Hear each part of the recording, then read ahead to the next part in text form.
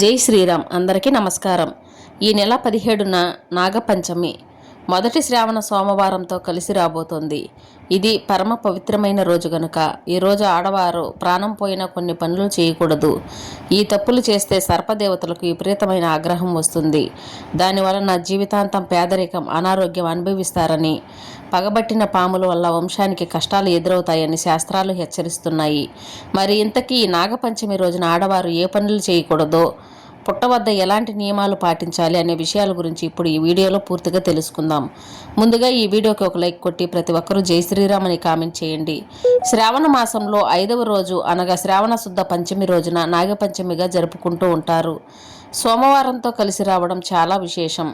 నాగుల చవితి మాదిరిగానే నాగపంచమి నాడు దేవతలను పూజించి పుట్టలో పాలు పోస్తారు. నాగపంచమి రోజున నాగదేవతను పూజించిన వారికి సంవత్సరం పొడుగునా ఏ సమస్యలు లేకుండా అన్ని సవ్యంగా నెరవేరుతాయి. అంతా అనుకూలంగా ఉంటుంది. భారతీయ సనాతన సంస్కృతి సంప్రదాయంలో సర్పం కూడా దైవ స్వరూపమే.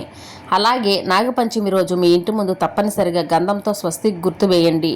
ఇంటి ముందు స్వస్తిక్ గుర్తు ఉంటే ధనలక్ష్మీదేవి మీ ఇంట్లోకి అడుగు పెడుతుంది. నాగపంచమి కలిసి వచ్చిన ఈ అద్భుతమైన రోజు ఆడవారు ఆకుపచ్చ రంగులో ఉండే చీరను కానీ, పసుపు రంగులో ఉండే చీరను కానీ ధరిస్తే దీర్ఘ సుమంగళి యోగం కలిగి భర్త ఆయుష్ పెరుగుతుందని పండితులు చెబుతున్నారు. ఈరోజు పుట్టలో పాలు పోయడానికి వెళ్ళినప్పుడు లేదా సుబ్రహ్మణ్య ఆలయానికి వెళ్ళినప్పుడు, ఇంట్లో పూజ చేస్తున్నప్పుడు ఈ రంగులో ఉండే దుస్తులు ధరిస్తే చాలా మంచిది. ఆడవారు ఈరోజు ఈ రంగులో ఉండే దుస్తులను ధరించడం వలన కష్టాలన్నీ కూడా పోతాయి, జాతక దోషాలన్నీ కూడా పోతాయి. పార్వతీదేవి అనుగ్రహం వలన సౌభాగ్యం పెరుగుతుంది, సుమంగళ యోగం కలుగుతుంది, మీ భర్త సంపాదన కూడా పెరుగుతుంది, ధనానికి లోటు రాకుండా ఉంటుంది. ఆడవారనే కాదు, పిల్లలు, పెద్దలు, మగవారు, ముసలివారు అందరూ కూడా ఈరోజు ఈ రంగులో ఉండే దుస్తులు ధరిస్తే ఐశ్వర్య ప్రాప్తి కలుగుతుంది. కనుక అందరూ కూడా ఈ నాగపంచమి రోజు ఆకుపచ్చ రంగు లేదా పసుపు రంగులో ఉండే దుస్తులను ధరించి శుభ ఫలితాలను పొందండి. వర్షాకాలంలో పాములు పుట్టలో నుంచి బయటకు వచ్చి సంచరిస్తూ ఉంటాయి. అందుకే శ్రావణ మాసంలో నాగపంచమి పేరుతో పండుగ చేసుకుంటూ ఉంటారు. పుట్ట వల్ల భూమిలో తేమ పెరుగుతుంది. పంటలకు ఇది ఎంతో అవసరం. పంటలకు మూలం పాములే కాబట్టి రైతులు వాటిని దేవతలుగా భావిస్తూ ఉంటారు. ఈరోజు నాగపూజ చేస్తారు. నాగపూజ అంటే సాక్షాత్తు సుబ్రహ్మణ్య స్వామి ఆరాధన అని చెప్పుకోవచ్చు.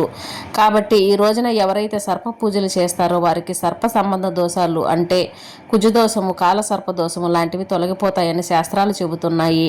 సౌభాగ్యానికి, సంతాన ప్రాప్తికి సర్ప పూజ చేయడం చాలా మంచిది. ఈ పాములను భూమి అంతర్భాగమందు నివసిస్తూ భూసారాన్ని కాపాడే ప్రాణులుగా, సమస్త జీవకోటిని, నీటిని ప్రసాదించే దేవతలుగా తలచేవారు.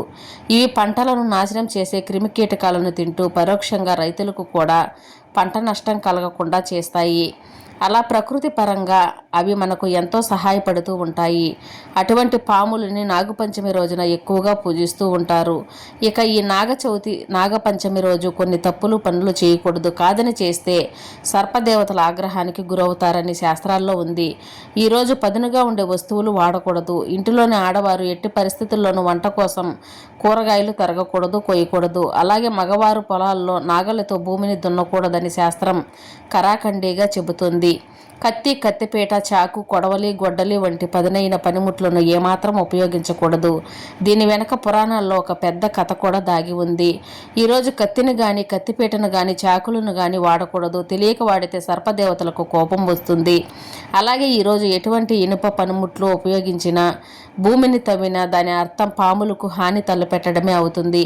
కాబట్టి ఈ పనులకు పూర్తిగా దూరంగా ఉండాలి. అలాగే ఈ నాగపంచమి రోజు ఇంట్లో ఆడవారు ఎట్టి పరిస్థితుల్లోనూ పొట్లకాయ, చిక్కుడుకాయలు, అలసందలు వంటి కూరగాయలు వండకూడదు. పొట్లకాయ చూడడానికి అచ్చం పాము ఆకారంలో పొడవుగా ఉంటుంది.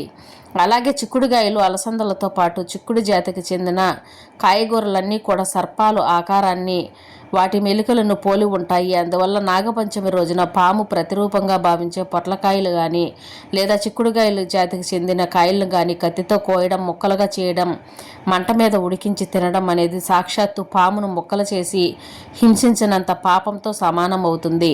కాదని ఈరోజు వీటిని వండితే నాగదేవతల ఆగ్రహానికి గురవుతారు.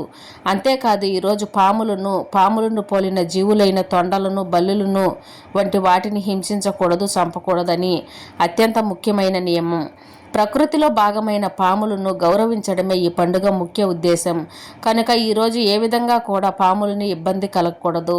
ఇక చాలామంది పుట్ట దగ్గరికి వెళ్ళినప్పుడు అమాయకత్వంతో ఆ పుట్టలో గుడ్లు వేస్తూ ఉంటారు. వాస్తవానికి పాములు ఎప్పుడు గుడ్లు తినవని, పాలు కూడా త్రాగవు. ఇక ఆ గుడ్లు పుట్టలో వేసే సాంప్రదాయం ఎక్కడి నుంచి వచ్చిందో తెలియదు, కానీ ఇలా అస్సలు చేయకూడదు. పుట్టలో గుడ్లు వేస్తే అవి లోపలికి కుళ్ళిపోయి పుట్టలో నివసించే పాములకు, ఇతర జీవులకు ఊపిరి ఆడకుండా చేసి అనారోగ్యం పాలు చేస్తుంది. దీనివలన పాపం చుట్టుకుంటుంది. సర్పదేవతలకు కోపం వచ్చి మిమ్మల్ని శపిస్తాయి.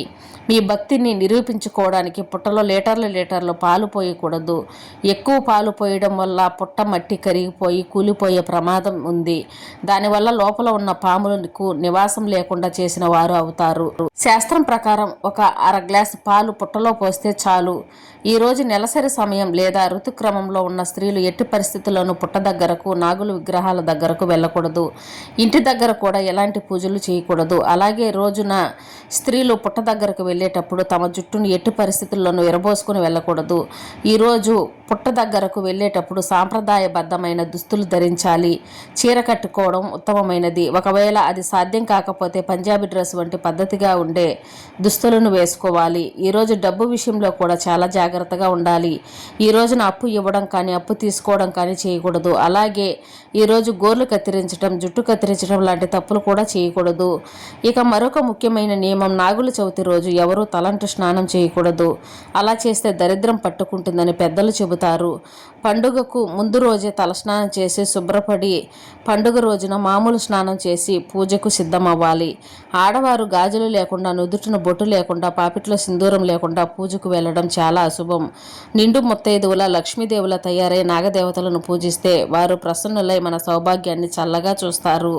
ఈ వీడియో నచ్చితే ఒక లైక్ కొట్టి మా ఛానల్ని సబ్స్క్రైబ్ చేసుకొని మీకున్న ధర్మ సందేహాలకు మాకు కామెంట్ ద్వారా తెలియజేయండి. జై శ్రీరామ్.